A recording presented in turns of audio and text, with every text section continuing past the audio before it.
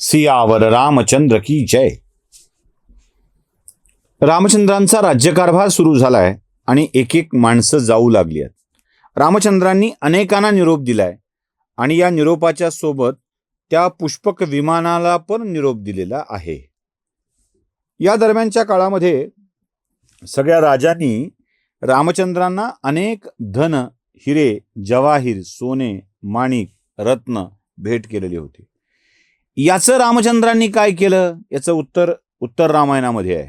मी तुम्हाला प्रश्न पडतो ना, आपण म्हणालो ना की अनेक प्रश्न आपल्या मनात पडतात आणि त्या प्रश्नाची उत्तरं जिथं सापडतात ते उत्तर रामायण. आपण दिलेल्या आपल्या मनात आलेल्या प्रश्नाचं आपणच दिलेलं उत्तर म्हणजे उत्तर रामायण आहे. ती रामकथा आहे असं मी मानायला तयार नाही, हे तुम्हाला मी आधीपासून सांगितलं. कारण त्याच रामकथेमध्ये एकापेक्षा एक विलक्षण विरोधाभासी गोष्टी तुम्हाला दिसायला लागतात. एका वेगळं म्हटलंय, दुसऱ्यात वेगळं म्हटलंय, तिसऱ्यात वेगळं म्हटलंय.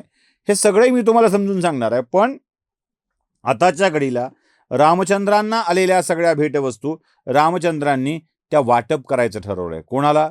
सगळ्या वानरांना, अस्वलांना, ज्यांनी रामचंद्रांना युद्धात मदत केली आहे अशा सगळ्यांना त्या भेटवस्तूचं वाटप झालंय. आता यात नसलेली कथा, जी रूढार्थाने लोककथा म्हणून प्रसिद्ध आहे, ती तुम्हाला मी सांगतोय. कुठेही ती उत्तर रामायणात नाहीये, ती रामायणात नाहीये, कुठेच नाहीये.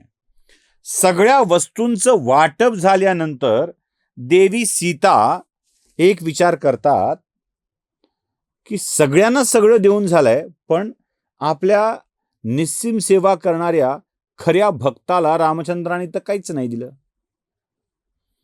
कुणाला सोनं दिलं, कुणाला हिरे दिले, कुणाला माणिक दिले, कुणाला मोती दिले.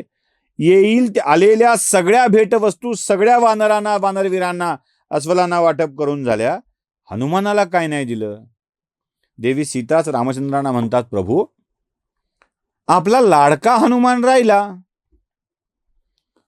देव म्हणतात, असं? मग तू त्याला काय देऊ शकतेस ते दे. हनुमानाला द्यायचं असेल तर सगळ्यात प्रिय आणि जवळची गोष्ट द्यावी लागेल. म्हणजे असं कोणीतरी दिलेली असं नव्हे, म्हणजे यानं दिलंय तू घे असं नको. पासिंग द पार्सल नको. आपण खास माणसांसाठी आहेर घेतो ना, म्हणजे पासिंग द पार्सलची सवय तेव्हापासून आहे बरं का. आहेराच्या साड्या, आहेराचा टावेल, आहेराची टोपी. ती टोपी अशी असते की डोक्यावर पण बसत नाही, आहेर करेपर्यंत डोक्यावर टिकत नाही, बाकी सोडा. पण ते आहेराचं असतं, पासिंग द पार्सल असतं. कुंकू लावलं. मला तर कधी कधी वाटतं त्या साडीवरचे त्या टॉवेलवरचे कुंकुवाचे बोटं बघितले, असं कळतं ना, त्याचं लावतात बघा माणसं, असं असं करून त्या कपड्याला. तर जेवढे बोटं उमटले तेवढ्या वेळेला ते पासिंग द पार्सल झालंय असं गृहीत धरायचं. तसं रामचंद्रांनी आलेल्या वस्तू दिल्यात. हनुमानाला द्यायचंय तर वेगळं द्यावं लागेल. म्हणजे आपल्या घरी कार्यक्रम आहे तर आपल्या पाहुण्यांना आपण वाटेल ते पासिंग द पार्सल करू शकतो, पण बायकोकडच्या पाहुण्यांना मात्र स्पेशल घेऊन द्यावं लागतो. ठेवणीतली साडी नाही जमत, कपाटातली आलेली साडी द्यायला नाही जमत. बायकोकडचे असतील तर, आपल्याकडचे असतील तर चालतं.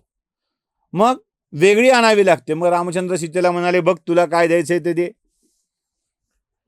सीतेने विचार केला की काहीतरी वेगळं दिलं पाहिजे. सीतेने आपल्या गळ्यातील कंठा काढला.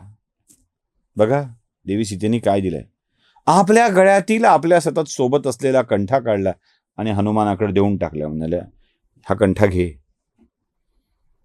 हनुमाने किती बिलिंदर, होय बिलिंदरच.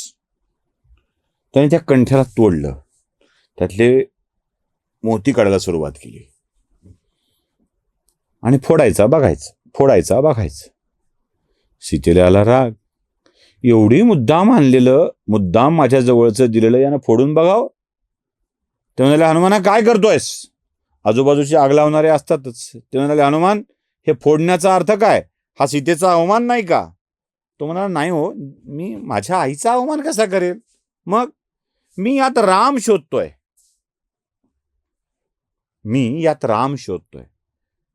ज्यात राम नाही ना त्याच्यात मला कवडीचा इंटरेस्ट नाहीये. काही नकोय मला. हे रामाशिवाय जे आयुष्यात माझ्या येईल ना ते मला नको आहे. ज्यात राम आहे ते मला प्रिय आहे, ज्यात राम नाही ते मला प्रिय नाही. सीतेलाही राग आला होता. आपण दिलेल्या, प्रेमानं दिलेला एवढा कंठा ह्यानं तोडावा म्हणजे आपल्याला येतो ना बघा. आपण केलेली एखाद्याला भारीतली आणलेली साडी आहेरात ती पुन्हा पासिंग द पार्सल होऊन आपल्याकडंच परत यावी. 3-4 बोटं लागून त्याच्यावर. आणि मग कळतं, अरे आपण तर ही त्याला दिली होती, यांच्याकडून कशी आली, म्हणजे त्यानं त्याला दिली, त्यानं परत मला दिली, आपली साडी आपल्याकडेच, असा राग कसा आपल्याला होतो त्या गिफ्ट फिरल्या की. तसं सीतेला राग आला, याला माझ्या भेटीची किंमतच नाही आहे. सीतामातेनं विचारले, हनुमाना, या कंठ्यात राम नाही, याच्या प्रत्येक मन्यात राम नाही, असं तुला वाटतंय, त्यामुळे ते तुझ्यासाठी त्याची किंमत शून्य आहे? ते म्हणाला, हो, ज्यात राम नाही त्याची किंमत माझ्या लेखी शून्य आहे. असं झालं असेल तर तुझी किंमत शून्यच आहे. मग म्हणले, का? तुझ्यात राम कुठे दिसतील? तू म्हणाला, का नाही, माझ्यात राम दिसेल, माझ्या हृदयात राम आहे. दाखव दाखव म्हटल्याबरोबर छातीत तरारारा फाडली आणि हृदयस्थ राम सीता त्यात दाखवले, आणि त्यातही हनुमान पायाशी बसलेला आहे सेवा करत. अख्खा दरबार चकित झालाय. आणि मग सीतेला उमगलं की हनुमान हाच आपला खरा भक्त. हे सीतेला उमगावं म्हणून केलं होतं की नाही माहीत नाही, ही कथा घडली की नाही याविषयीची खात्री मी देत नाही, ते झालंय असं सांगत नाही, पण कथा सांगण्याच्या निमित्ताने एक विषय आपल्या डोक्याच्या पर्यंत पोचतो. हृदयात देव असेल तरच याला अर्थ आहे.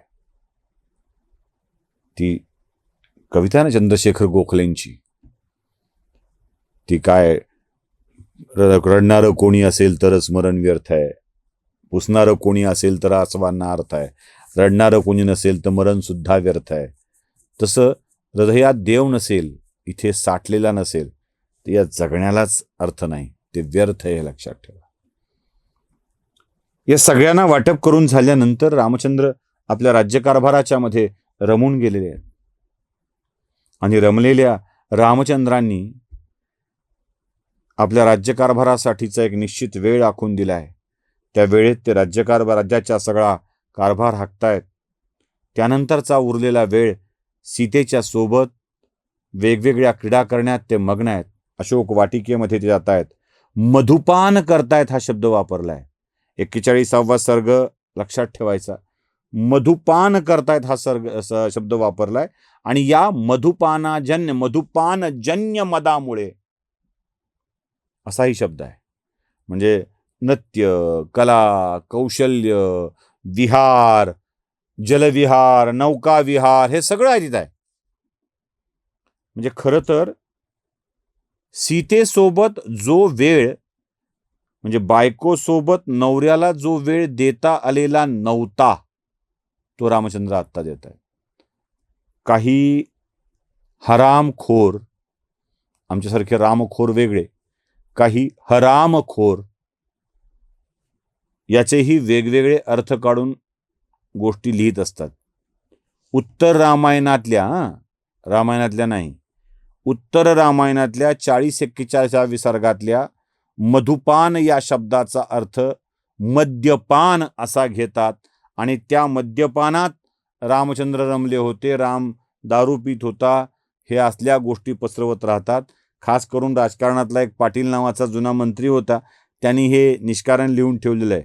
कधी कधी आपण त्याची यथेच्छ चिरफाड करूया, सांगतो सगळं, पण हे कुठं आहे ते तुम्हाला कळायला हवं, ते ठिकाणं कळायला हवीत, यासाठी सांगतोय.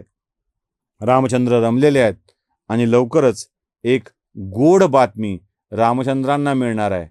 ती कोणती ते बघूया पुढच्या भागात. सियावर रामचंद्र की जय.